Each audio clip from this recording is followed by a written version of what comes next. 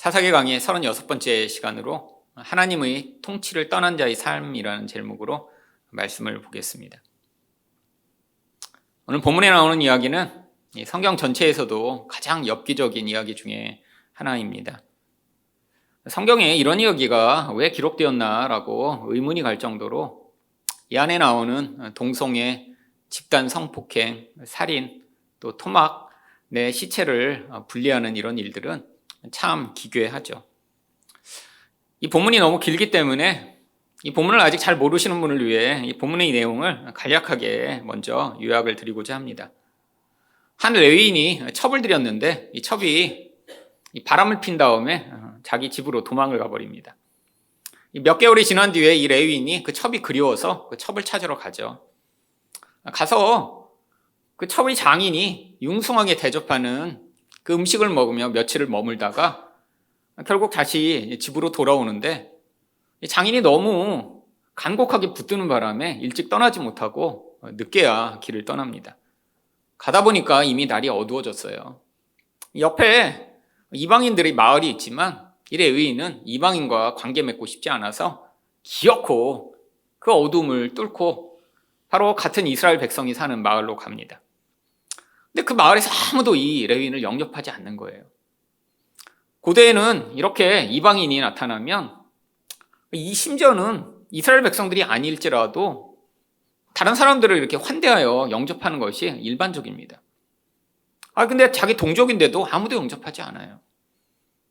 근데 마침 그 마을에 이방인으로 또 살고 있던 어떤 노인이 이 레위인을 본 뒤에 자기 집으로 데리고 와서 융숭하게 대접을 합니다. 근데 갑자기 그때 문제가 발생하죠. 그 마을에 이 낯선 사람이 온 것을 사람들이 알고 있었어요. 그 밤에 불량배들이 이 집을 찾아옵니다. 그리고 문을 두드리며 그 레위인을 내놓으라고 지금 이 노인을 협박하죠. 왜요? 낯선 남자가 와서 그 남자를 지금 성폭행하겠다는 거예요. 이 레위인이 여자인가요? 아니요, 남자죠. 바로 이 불량배들은 이 남자 레위인을 성폭행하여 동성애를 하겠다고 지금 문을 두드리고 있는 것입니다. 결국 두려워진 레위인이 자기 첩을 내놓고요. 그리고 이 불량배들은 그 첩을 밤새도록 집단 성폭행합니다. 아침이 돼서 그 여인이 죽어버렸어요. 이 레위인이 그 시체를 싣고 집으로 돌아가 이 시체를 12조각으로 토막내서 이스라엘 12지파에 보냅니다. 바로 이 이야기가 오늘 사사기 19장의 1절부터 30절에 나와 있죠. 아니 근데 성경이 왜 이런 엽기적인 이야기를 성경에 기록한 것일까요? 바로 그 답이 오늘 본문 1절 상반절에 이렇게 나옵니다. 이스라엘에 왕이 없을 그때. 여러분, 사사기에 나오는 이 왕이 없었다라고 하는 것은 단순히 그냥 이 세상에 어떤 왕이 통치하면 이 세상이 안정되고 문제가 없다라는 걸 이야기하는 게 아니에요. 이스라엘의 왕이 없었다는 건 하나님 백성을 다스리시는 하나님의 통치를 받지 않게 되면 이 인간이란 존재가 얼마나 추하고 더러운 존재가 되는지를 보여주는 것이죠. 왜죠? 여러분, 하나님은 단순히 이 세상의 권력처럼 이 세상의 시스템이나 이 세상을 통치하시는 것이 아닙니다. 하나님이 통치하시는 영역은 바로 우리 마음이죠. 근데 이 마음이 하나님의 통치를 받지 않게 되면 인간은 어떻게 되나요? 결국 자기 욕망이 그의 존재를 지배하게 됩니다. 여러분, 욕망을 통제할 수 있는 인간은 아무도 없어요. 욕망 자체가 나쁜 것이 아니죠. 인간이라면 욕망을 가지고 살아가는 것은 인간이 인간되게 살아가게 만드는 아주 중요한 일입니다. 살 때 뭐도 먹고 싶고 갖고 싶고 사랑도 하고 싶고 사람도 만나고 싶고 이런 욕망이 아무것도 없다고 생각해 보세요. 이건 병든 상태죠. 우리는 그것을 우울증이라고 부릅니다. 아무것도 하기 싫은 거예요. 근데 문제가 무엇이죠? 이 욕망이 이런 건강한 상태에 머물러 있지 않고 자꾸 통제되지 않는 방식으로 확장되기 시작합니다. 여러분, 인간은 이 욕망을 통제할 수 없어요. 마치 여러분, 물이 강이나 바다 같은 있어야 할 장소에 있을 때는 아주 유용합니다. 여러분, 세상에 바다가 없어지면 어떻게 될까요? 아마 인구의 절반은 굶어 죽겠죠. 또 이 바다가 하는 아주 중요한 일이 있습니다. 태양빛을 흡수했다가 밤에 발산함으로 이 지구의 온도를 유지해요. 만약에 바다에 이런 물이 사라져버리면 이 지구는 지금 폭발할 정도로 뜨거워질 수밖에 없습니다. 강물은요, 그럼 물이 없으면 사람이 어떻게 살아요? 온 세상의 모든 생물은 물에 의존되어 있습니다. 근데 이 물이 강이나 바다에 있을 때는 이렇게 유용하고 필요한데, 여러분, 물이 강을 넘쳐버리면 우리는 그것을 무엇이라고 부르죠? 홍수라고 부릅니다. 그럼 물이 바다에서 그 바다의 경계를 넘어버리면 쓰나미라고 부르죠. 무서운 일이에요. 여러분, 어려서 비가 많이 와서 저희 아버지 공장 지역이 전체가 물에 잠긴 적이 있습니다. 그래서 저도 초등학교였지만 가서 건질 거 있나 하나라도 찾으려고 아버지가 저도 데려가셨어요. 허리까지 공장이 물에 잠겼어요.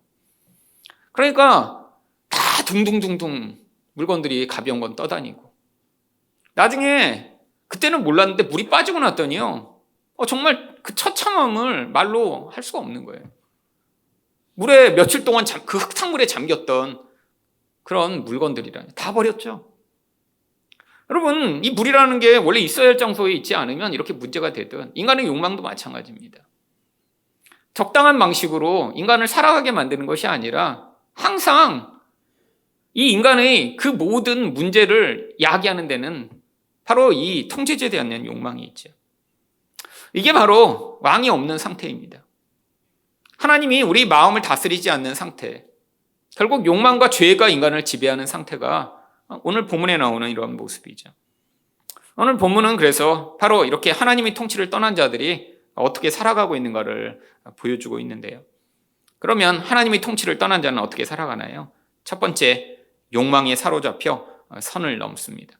1절 하반절 말씀입니다. 에브라임 산지 구석에 거류하는 어떤 레위 사람이 유다 베들레헴에서 첩을 맞이하였더니. 여러분, 여기 한 레위인이 등장하는데, 이 레위인은 지금으로 이야기하면 목회자 같은 거잖아요. 하나님을 섬기라고 하나님이 특별히 거룩하게 지정하여 이스라엘 백성들 가운데 일반 일을 하지 않고 그들이 하나님을 섬기라고 세워진 사람들입니다. 근데 이 레위인이 무엇을 했어요? 첩을 취합니다. 고대에 물론 이렇게 사람들이 첩을 취하는 경우가 있었습니다. 아주 소수의 사람들은 본부인이 아이를 낳지 못해 첩을 취했죠. 근데 대부분의 사람들은 자기의 쾌락을 위해 첩을 취했죠. 여러분, 이 첩은 성경 본문에서 여자라고 한글 성경은 번역하고 있지만 히브리 원문을 읽으면 젊은 여자라고 하는 뜻입니다. 아주 어린, 아마 10대의 그런 소녀를 자기의 성적 욕망을 위해 첩으로 취한 거예요. 하나님을 섬겨야 할 자가 자기 욕망이 지금 충천한 상태가 되니까 자기의 힘과 재력을 이용해 이 젊은 여자를 또 다른 아내로 취한 거죠. 여러분, 선을 넘은 것입니다. 하나님이 왜 레위인으로 특별히 세우셨나요? 하나님을 섬기는 것으로 기쁨을 삼고 그것이 얼마나 큰 특권인가를 너희가 알려고요. 그래서 이 레위인한테는 땅도 주시지 않았어요. 왜요? 하나님이 그들의 생명이며 기업이 되심을 그들이 그들의 삶으로 보여주라고요.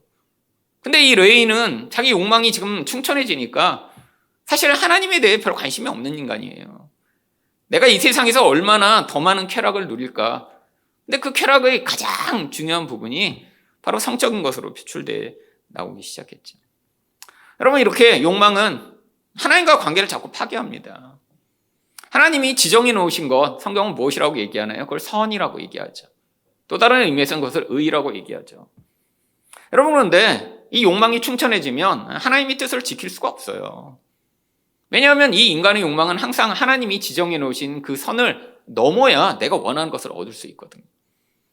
여러분, 레위인이 그뿐 아닙니다. 또한 어떤 선을 넘나요? 28절과 29절을 보시면, 이에 그의 시체를 나귀에 싣고 행하여 자기 곳으로 돌아가서 그 집에 이르러서는 칼을 가지고 자기 첩의 시체를 거두어 그 마디를 찍어 12덩이에 나누고 그것을 이스라엘 사방에 두루 보내매.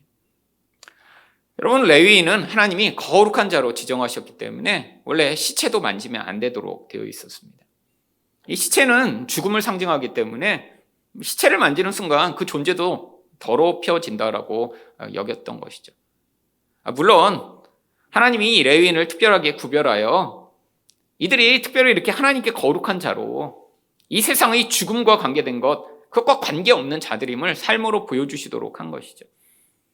여러분, 더구나 이 시체는 고대로부터 굉장히 잘 보존되도록 이 시체를 훼손하는 것은 터부시역이었습니다. 그거는 뭐 어린아이부터 어른까지 배우지 않아도 아는 거죠. 여러분, 왜 고대에는 특별히 이 시체를 이렇게 훼손하는 것을 터부시역이었나요? 여러분, 죽은 다음에 이렇게 시체의 한 부분이 훼손되면 영원한 안식에 들어갈 수 없다라고 여겼기 때문이죠. 그래서 이 죽은 자의 시체를 잘 보존하도록 한 것입니다. 근데 이 레위인은 가차없이 그것을 12조각으로 쪼개버립니다. 왜죠? 자기의 이 분노를 보복하고 싶은 욕망이 너무 컸기 때문이죠. 이것도 욕망 때문이에요. 아니, 내가 이렇게 화냈는데, 그래서 보복하고 싶은데 자기 힘이 약해요.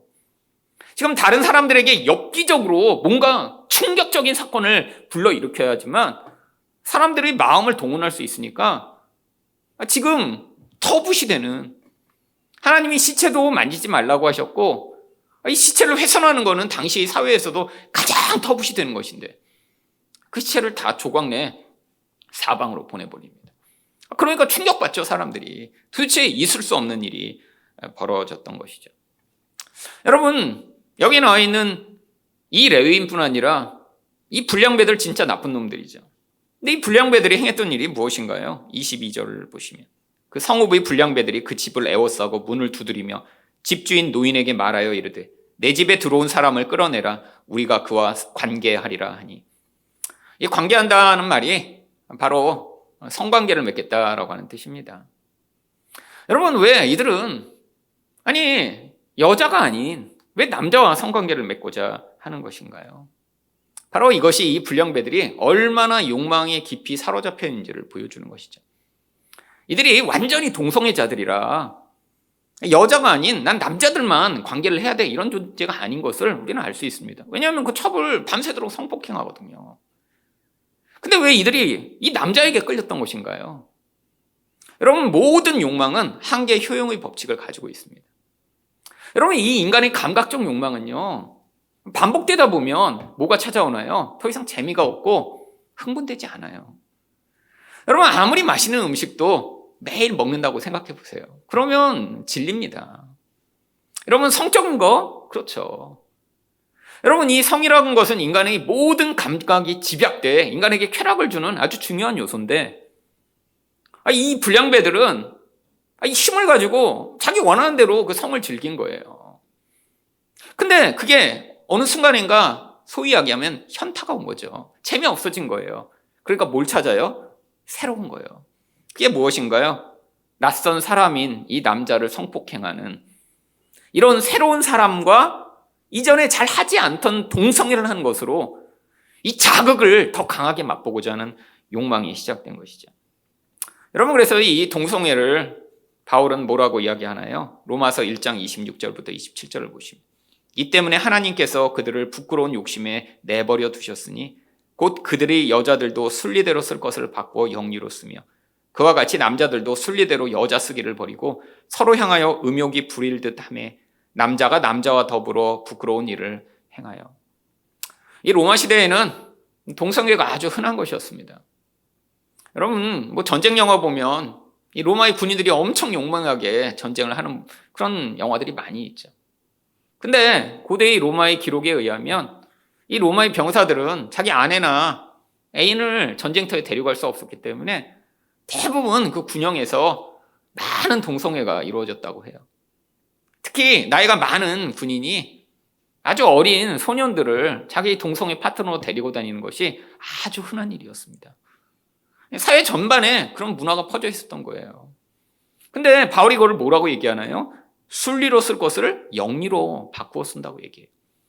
이 순리, 영리, 어려운 단어지만 영어가 훨씬 쉽습니다. 이 순리가 바로 네이처라고 하는 하나님이 자연적으로 주신 질서를 얘기해요. 여러분, 남자가 여자를 좋아하는 게 자연적으로 주어진 질서입니다. 여러분, 여자가 남자를 좋아하는 거 이상한 거 아니에요. 자연적으로 주어진 질서예요. 여러분, 사춘기가 되고 호르몬이 돌면 자연스럽게 남자는 여자에게 관심이 가고 여자는 남자에게 관심이 가죠. 이상한 거 아닙니다. 그게 하나님이 인간의 질서로 만들어 놓으신 자연이라는 거예요. 근데 이것이 지금 뒤집어져 버렸다는 거예요. 영리라고 하는 것은 이 하나님이 주신 자연적 질서가 다 뒤집어져 깨어져 버리는 상태를 의미합니다. 여러분, 왜죠? 결국 욕망을 증폭시켜 내 쾌락을 만족시키기 위해 사람들이 시도하는 게 바로 새로운 것에 대한 탐닉입니다. 이전에 내가 경험하지 않고 못 보고 못 누렸던 거를 새롭게 추구하는 거죠. 사실 그 중에 제일 극단이 동성애인 것 같아요. 사실 이 동성애라는 건 아주 희귀하고 일반적이지 않죠. 그러니까 여기에 탐닉하기 시작하는 거예요. 여러분, 또 한 가지 내 쾌락을 증진시키는 다른 방법이 있습니다. 바로 고통이나 약물을 통해 바로 자극을 극대화하는 거죠. 여러분, 가끔씩 이런 성행위 가운데 아주 이상한 행위들을 하는 사람이 있어요. 보면 아주 기괴한 취향을 가진 사람들이 서로를 학대하고 학대받는 것에 쾌감을 느낀다라고 합니다. 사디즘, 메조키즘 이런 영어 단어가 있죠. 막 채찍으로 막 때리면서 그러면서 기쁘대요. 근데 이게 바로 쾌락을 극대화하는 한 가지 방법입니다. 인간의 몸이라는 이 감각적 존재는 이런 고통스러운 자극이 극대화되면 그 고통을 바로 몸 안에서 반대되는 쾌락으로 더 느끼게 만드는 그런 감각이 발전하게 되어 있어요. 그러니까 내가 고통스러울 때 주어지는 쾌락이 평소 때보다 더 자극적이니까 그게 더 쾌락으로 느껴지는 거죠. 요즘은 이런 고통보다는 약물을 통해 쾌락을 증대하는 방법들을 쓰는 사람이 많습니다. 여러분, 이 마약이 지금 한국에도 엄청나게 퍼지고 있죠. 이런 추세대로라면 앞으로 몇 년이 지나면 주변에 아는 사람 중에 마약하다가 잡혀가는 사람, 또 마약하다 정말 폐가 망신하는 사람을 보는 것이 아주 어렵지 않은 상황이 될 것 같아요. 그럼 지금 미국이 그렇죠? 여러분, 지금 미국의 10대부터 30대까지 사망률 1위가 마약인데 이게 옛날처럼 그런 마약이 아니라 이 펜타닐이라고 하는 신종 마약이 들어와서 지금 미국을 엄청나게 영향을 미치고 있습니다. 근데 이 펜타닐은 중국에서 원료를 만들어서 아주 싼 가격에 지금 그 마약이 제조돼서 미국으로 지금 물밀듯이 쏟아져 가고 있어요. 옛날에는 마약을 하나 구하려면 한 번 하는데 10만 원, 20만 원. 근데 이 펜타닐은 알약 하나에 몇천 원이면 살 수 있어요.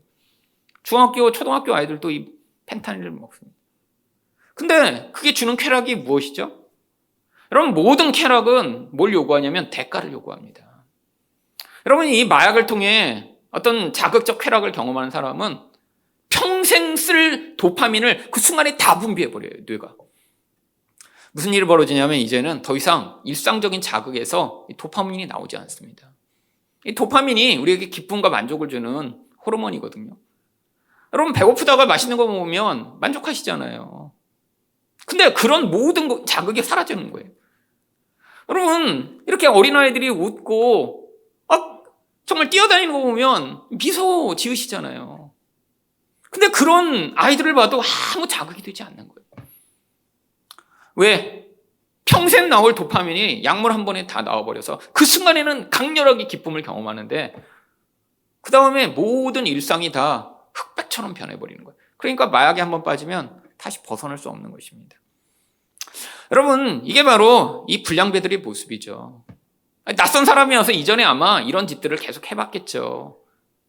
이 낯선 남자를 잡아다가 성폭행하며 거기서 쾌락을 느꼈던 이들이 지금 또 온 것입니다. 근데 이 모습이 어떤 모습과 똑같아요? 바로 소돔 사람들의 모습과 똑같죠. 창세기 19장 4절부터 5절을 보시면 그 성사람 곧 소돔 백성들이 노소를 막론하고 원근에서 다 모여 그 집을 에워싸고 롯을 부르고 그에게 이르되 오늘 밤에 내게 온 사람들이 어디 있느냐 이끌어내라 우리가 그들을 상관하니라. 지금 천사 둘이 이 롯의 집을 방문합니다. 그랬더니 누가 모였어요? 이 성에 있던 멀리 사는 사람이나 가까운 데 사는 사람이나 젊은이나 늙은이까지 다 그 집에 모여든 거예요. 왜요? 이 천사들 성폭행하려고요. 여러분, 지금 똑같은 상황입니다. 근데 이 소돔 사람들을 성경이 뭐라고 부르죠? 창세기 13장 13절을 보시면 소돔 사람은 여호와 앞에 악하며 큰 죄인이었더라. 악이란 게 무엇인가요? 하나님의 선의 기준에 도달하지 못하는 바로 이 기준을 넘어버린 잘못된 기준에 합한 것들이 악입니다. 뭐가 죄인이죠? 하나님은 또 의라고 하는 기준을 가지고 계세요. 다른 존재를 온전히 사랑하는 그 기준에 의한 의를 하나님이 우리에게 기준으로 주셨는데 그 기준에 이르지 못한 모든 것이 죄가 되는 것이죠. 결국 이 욕망 때문에 이들은 어떤 존재가 돼요? 하나님 앞에 악하며 큰 죄인이 돼요. 결국 무서운 심판을 받게 됩니다. 여러분, 이게 바로 성경이 보여주는 그림이에요. 인간이라는 존재는 이렇게 내적으로 통제되지 않는 욕망이 지배하기 시작하면 결국 하나님 앞에서 악을 행하고 큰 죄를 행하다가 심판받고 멸망당할 수밖에 없는 죄인이라는 것이에요.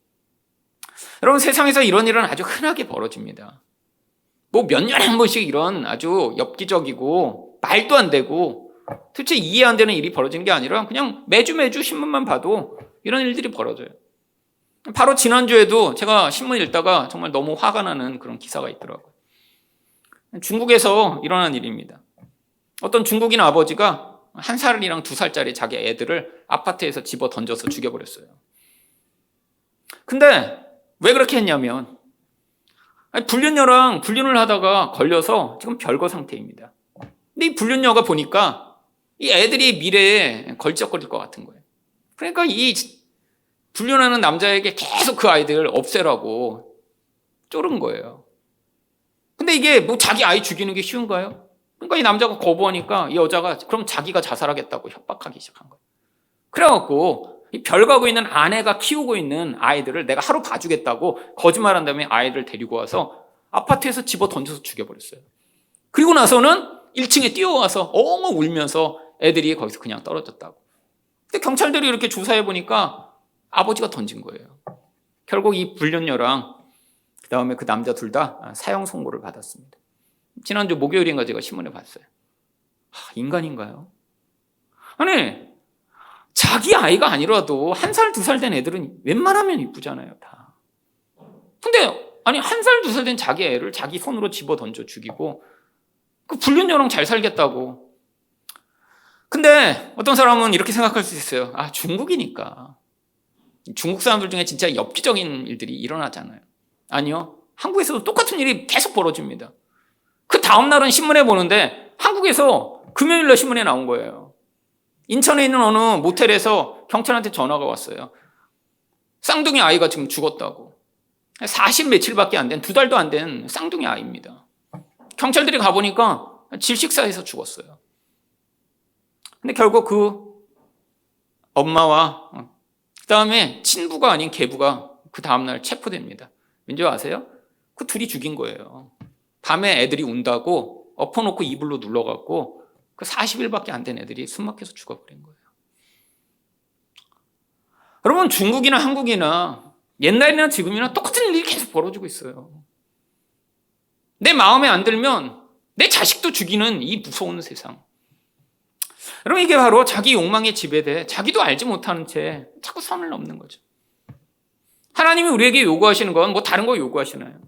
아니, 지금 구약에서처럼 뭐 안식일을 지키라고 요구하시나요?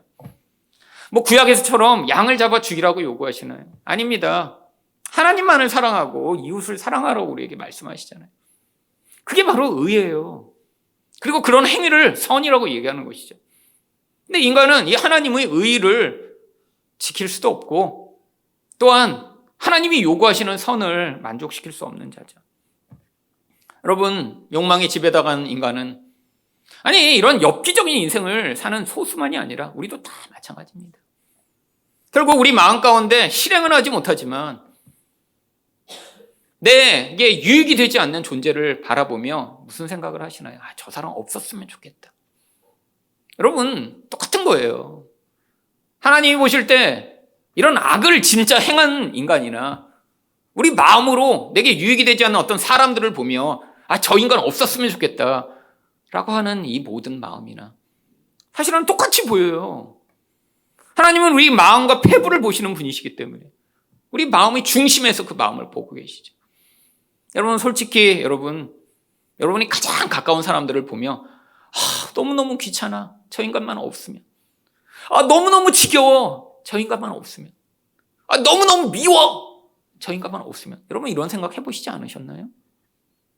여러분, 우리가 볼 때 여기 나오는 이런 무서운 인간들을 보면 저건 정말 인간도 아니야, 짐승 같아 라고 생각하는 그 인간이나, 하나님이 하늘에서 하늘이 그 영적인 눈으로 우리를 바라보시면 우리 마음 가운데 지금 두려워서 우리가 실행은 하지 못하지만 내게 유익되지 않는다고 없었으면 좋겠고, 일찍 죽었으면 좋겠고, 사라져버렸으면 좋겠다라고 생각하는 그 모든 마음이 똑같이 이 욕망에 사로잡힌 더럽고 추한 마음으로 보고 계시다는 거예요.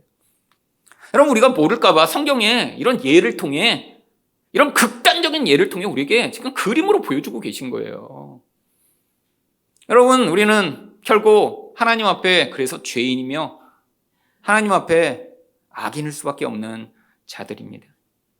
여러분, 두 번째로 하나님의 통치를 떠나는 자의 삶은 어떠한가요? 자기 욕망을 위해 타인을 파괴합니다. 25절 하반절입니다. 그들이 그 여자와 관계하였고 밤새도록 그 여자를 능욕하다가 새벽 미명에 놓은지라. 진짜 나쁜 놈들이죠. 아니, 새로운 자극 경험하겠다고 그 레위인 잡아다가 성폭행하려고 했는데 집에서 안 나오니까 이 첩을 데려다가 밤새도록 성폭행한 거예요. 아마 인원들이 많았을 것 같습니다. 여러분, 결국 이 여자가 밤새 시달리다가 죽었어요. 여러분, 세상에서 자주 벌어지는 일이죠. 여러분, 한국에도 집단 성폭행 이렇게 인터넷에 치기만 해도 많이 나옵니다. 비량, 무슨 여중생 성폭행, 무슨 성폭행. 여러분, 근데 이게 드러난 것 외에 드러나지 않은 건 또 얼마나 많을까요? 여러분, 세상에서 아주 자주 벌어지는 일이고요. 인간이 이 자기 욕망에 사로잡힌 존재니까 항상 다른 존재를 파괴하죠. 이번 주에도 또 보니까 어떤 아버지가 자기 딸을 2,000번이 넘게 성폭행했더라고요. 근데 판사 앞에서 뭐라고 그랬냐면 내 딸도 좋아해서 했다고 그렇게 변론을 한 거예요. 와, 정말 그런 미친 인간들이 이 같은 이 세계에 살고 있다는 것 자체가 참 너무 참담하죠. 여러분, 근데 이런 집단 성폭행하여 이렇게 여자를 죽인 이 놈들, 나쁜 놈들이죠. 정말 세상에서 없어졌으면 존재고 있어서는 안 될 존재들이죠. 근데 여러분, 성경이 이놈들보다 더 나쁜 놈을 오늘 보여주고자 해요. 누군 줄 아세요? 레위인입니다. 여러분, 이 레위인은요 굉장히 어떻게 보면 종교적인 사람이에요. 여러분, 장인이 엄청나게 환대를 합니다. 그래갖고 3일 밤낮을 정말 음식과 술로 아주 대접을 많이 해요. 왜 그랬을까요? 여러분, 그 딸이 이렇게 지금 첩으로 갔다는 것 자체가 지금 이 레위인이 뭔가 부유한 사람이었을 것 같아요. 이 나귀를 2마리나 끌고 갔다는 게 지금으로 얘기하면 그랜저 큰 두 차 2개 몰고 온 거죠. 좀 부자예요. 그러니까 그 집에 가서 그냥 붙어 있으면 걱정 없이 사는데 그러다가 도망쳐 온 거예요. 그러면 책임이 누가 평생 져야 돼요? 아버지가 책임을 평생 져야 돼요. 그래갖고 걱정하면서 몇 개월이 지났는데 이 레위인이 다시 찾아온 거예요. 그러니까 아버지가 지금 안심한 거예요. 다시 부잣집에 보내서 거기서 먹고 살지. 다행이다. 그러고 융숭하게 대접을 합니다. 근데 이 레위인이 가겠다고 그래요. 3일 대접받고. 그러니까 아버지가 하루만 더 해서 4일까지 머물었는데 5일째 되니까 이제는 진짜 가겠다고 그러다가 대접받고 그러다가 시간이 늦어졌는데 밤이 거의 돼가려고 하는데 그때 그냥 떠나버려요. 여러분, 왜 그런 줄 아세요? 아니, 그렇게 늦었으면 어차피 가다 보면 지금 하루가 다 지어서 깜깜해질 텐데. 여러분, 고대 밤 시간에는 절대 나가면 안 됩니다. 이건 무서운 일이에요. 근데 왜 깜깜해지는데 지금 이 레위인이 길을 쓰고 가려고 했죠? 안식일이 다가오고 있었기 때문이죠. 여러분, 안식일 때문에 간 거예요. 지금 이 7일 되면 못 움직이고 지금 안식일에 자기 일을 해야죠. 소위 얘기하면 목사인데 주일날 설교해야 되는 거예요. 그러니까 토요일까지는 어떻게든 가야 되니까 밤 됐는데도 지금 출발한 거예요. 그뿐 아닙니다. 아니, 가다가 깜깜해졌는데 지금 그냥 들판에 아무것도 없는데 지금 마을을 발견했어요. 종이 이야기합니다. 지금 저기 들어가자고. 근데 거긴 절대 안 된대요. 왜요? 이방인들이 사는 곳이라. 여러분, 지금 죽을지 몰지 모르는 상황인데 이방인에게 가서 좀 도움을 받으면 되는데 절대 안 가겠대요. 지금 율법을 잘 지키고자 하는 사람이에요. 어떤 율법만 잘 지키죠? 자기가 생각할 때 자기 욕망을 별로 저해하지 않는 그런 율법. 아니, 첩을 들이고, 시체를 토막내고, 이런 거는 하나님의 뜻을 지키는 건 관계없어요. 그거는 자기 욕망대로 다 해요. 근데 이 겉으로 드러나는 안식일을 지키고, 이방인과 관계하지 않고, 이런 거는 철저하게 지키려는 이 종교적인 인간. 여러분, 진짜 문제가 뭐죠? 물론 이 여인이 성폭행당해 죽었습니다. 근데 직접적 원인을 누가 제공했냐면 25절 상반절을 보시면 무리가 듣지 아니하므로 그 사람이 자기 첩을 붙잡아 그들에게 밖으로 끌어내매. 여러분, 여자가 자발적으로 나가거나 우연히 나간 게 아니에요. 이 레위인이 자기 첩을 붙들어서 끌어내서 줘버린 거예요. 왜요? 자기 살겠다고. 나쁜 놈이죠. 나 살겠다고 희생물을 찾은 거죠. 여러분, 이런 인간은 바로 자기 욕망을 위해 사람들을 도구로 삼고 있는 사람입니다. 이 욕망이 무서운 점이, 욕망이 커지면 모든 것들을 자기 도구화해요. 물건을 도구화하는 건 너무 당연합니다. 우리 인생에서 이 물건들이 도구가 되잖아요. 근데 여러분, 뭐가 문제인가요? 사람을 도구로 삼는 게 문제죠. 여러분, 다 도구 될 수 있습니다. 이런 것도 다 도구인데 돈이 많으면 더 좋은 도구를 가져서 쾌락을 누릴 수 있지만 이 욕망이 큰 사람들은 사람을 도구로 삼아요. 이게 지금 이 레위인의 문제예요. 지금 레위인이 돈이 많은 레위인이었어요. 어떻게 돈이 많아졌는지 모릅니다. 하지만 돈이 많아요. 그러니까 어떻게 해요? 첩을 드려요. 이 첩이 뭐였어요? 사랑의 대상이 아닙니다. 쾌락의 대상이에요. 그러니까 자기 생명이 위협받으면 얼마든지 희생할 수 있는 거예요. 여러분, 이 여인은 아마 성폭행을 당해 죽은 게 아니라 이 남자에게 버림받은 배신감으로 죽었을 가능성이 높아요. 여러분, 성폭행만 많이 당했다고 사람이 그렇게 죽나요? 아니에요. 이 여인은 그 과정 가운데 완전한 절망을 느꼈겠죠. 여러분, 이 레위인이 얼마나 사이코패스인지 그 다음 절에 이렇게 나옵니다. 27절 상반절을 보시면 그의 주인이 일찍이 일어나 집 문을 열고 떠나고자 하더니, 무슨 얘기예요? 밤새도록 잘 잤다는 거예요. 아니, 문 밖에서는 지금 자기 첩이 수백 명한테 지금 둘러싸여 성폭행 당하며 소리 지르고 있는데 집에 들어가서 좀 잘 자다가 일찍 일어났어요. 어떻게 이럴 수가 있죠? 더 놀라운 점은 다음 절입니다. 27절 하반절을 보시면 그 여인이 집 문에 엎드러져 있고 그의 두 손이 문지방에 있는 것을 보고 그에게 일어나라, 우리가 떠나가자. 이렇게 나와서 문을 열고 보면 여인이 이렇게 엎드러져 있으면 일반적인 사람이라면 어떻게 해야 정상인가요? 괜찮아? 달려가서 이렇게 세우고, 여러분, 죽었는지 살았는지 만져보고, 정말 먼저 돌보는 게 정상적이지 않을까요? 엎드러져 있는데 거기다 대고 일어나! 이제 가자. 근데 본문을 읽다 보니까 이 레위인 놈이 더 나빠요. 여러분, 이 불량배들은 모르는 여자 성폭행한 거예요. 근데 이 여인의 입장에서 보면 더 배신감이 느끼고 더 누가 비웠을까요? 자기 남편이야. 이 레위인에게는 여러 여자가 있었지만 이 여인에게는 그 레위인이 자기 남편이에요. 근데 이 남편이 자기를 물건처럼 도구처럼 대하다니요. 여러분, 근데 제일 문제가 무엇이죠? 레위인이 원래 하나님의 모습을 이 땅에 보여주는 모형으로 하나님이 특별히 세우신 존재들이에요. 근데 가장 추하고 더러운 그런 모습으로 본문이 묘사하고 있죠. 왜요?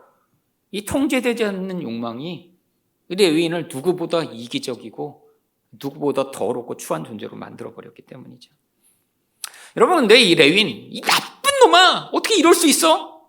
여러분, 이 성경은 이렇게 읽으면 안 된다는 거예요. 이 레위인은 누굴 보여줘요? 바로 우리 자신을 보여주죠.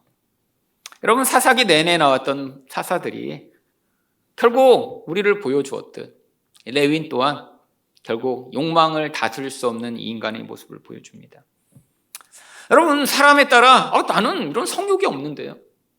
이거는 성별, 나이, 기질에 따라 다 욕망이 달라서 그래요. 여러분, 20대의 청년이 저는 성욕이 없는데요? 이것도 또 문제죠. 20대는 성욕이 있어야죠. 그래야 결혼도 하고 싶죠. 근데 80대의 할아버지가 나는 성욕이 없는데요? 그럼 너무 당연하죠. 그럼 모든 욕구가 없나요? 아니에요. 나이가 들면 욕구가 계속 변하게 마련입니다.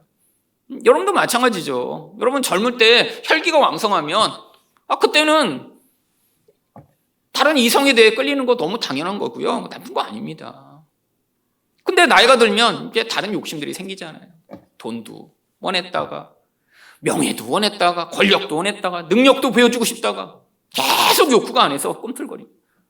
그럼 마치 두더지 잡기 같아요. 내 안에서 내 하나의 욕망을 내가 다스리면 그걸로 끝이 아니라 그거 다스렸는지 싶으면 다른 욕망이 치솟아 오릅니다. 여러분 인생 내내 이 인간 안에서 절제되지 않고 통제되지 않는 욕망이 우리 안에 꿈틀거리죠. 그럼 도대체 우리는 어떻게 해야 되나요? 여러분 이 통제되지 않는 욕망이 결국 뭘 만들어요? 이렇게 엽기적인 결과는 만들지 않을지 몰라도 결국 인생 가운데 반드시 드러나게 됩니다.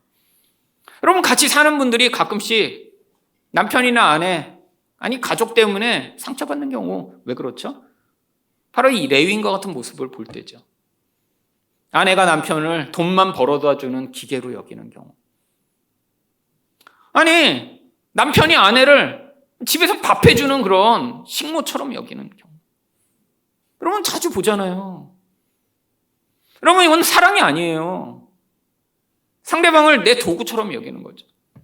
부모가 자식을 그렇게 여기는 경우도 많죠. 자기 영광을 위한 도구로. 그래서 넌 좋은 학교 가야 돼. 나중에 의사 돼야 돼. 넌 성공해야 돼. 다 뭐예요? 진짜 자녀를 걱정하는 게 아니라 그 아이를 나의 도구로 여겨 내 영광을 뽐내고 싶은 이 인간의 강렬한 욕구가 자식을 향해 그렇게 표출되죠. 여러분 레위인과 똑같은 모습입니다. 다른 방식으로 표출되고 있지만요. 여러분 인간은 인간의 욕망을 통제할 수가 없어요. 너무 교묘하고 깊게 인간의 존재 안에서 이 욕망이 우리를 끌어가고 있기 때문이죠. 그럼 어떻게 해야 되나요? 1절에 답이 나왔잖아요. 왕이 없어서 이렇게 된 거라고요. 여러분 그래서 예수님이 우리 왕이 되시고자 이 땅에 오신 것입니다. 여러분 우리가 예수님을 주님이라고 부르죠. 물론 예수님을 우리 왕이라고 부를 때도 있습니다. 근데 이 주님이라고 부르는 것 안에 이 모든 걸 포함한 거예요. 여러분 주인과 노예의 관계, 철저한 복종의 관계입니다. 여러분 우리가 예수님을 주님이라고 부를 때는 그 예수님이 나를 다스리시고 통제하셔서 바로 내가 내 욕망에 이끌려 살아가는 존재가 아니라 하나님의 뜻에 따라 내 인생이 살아가는 존재가 되도록 내 인생과 내 모든 뜻을 하나님께 복종합니다라고 고백하는 게 우리가 예수님을 주님이라고 부르는 것이죠. 여러분 그래서 우리가 무엇을 위해 기도해야 하나요? 바로 성령 충만을 위해 기도해야 합니다. 에베소 5장 18절을 보시면 술 취하지 말라 이는 방탕한 것이니 오직 성령으로 충만함을 받으라. 여러분 예수님이 우리를 다스리시는 길이 바로 성령으로 우리를 충만하게 하셔서 우리를 다스리시는 거예요. 근데 왜 술 취하지 말라라고 얘기할까요? 저는 평생 술을 마셔본 적은 없습니다. 물론 요리할 때 와인 넣어본 적은 있고요. 막걸리에다가 수육 삶아본 적은 있습니다. 근데 요리하면 다 날아가니까 술 취하는 게 뭔지 솔직히 한 번도 경험을 해보진 않았어요. 여러분 그래도 제가 직접 안 해봐도 너무 많이 봤기 때문에 너무 잘 압니다. 술 취하면 어떻게 되죠? 원래의 그 사람이 아니라 다른 힘이 그를 지배해요. 제가 대학교에 들어가서 처음에는 이 술 취한 예수 안 믿는 사람들하고도 친해보고자 술자리를 많이 따라다녔어요. 근데 어느 정도 마시고 나면요.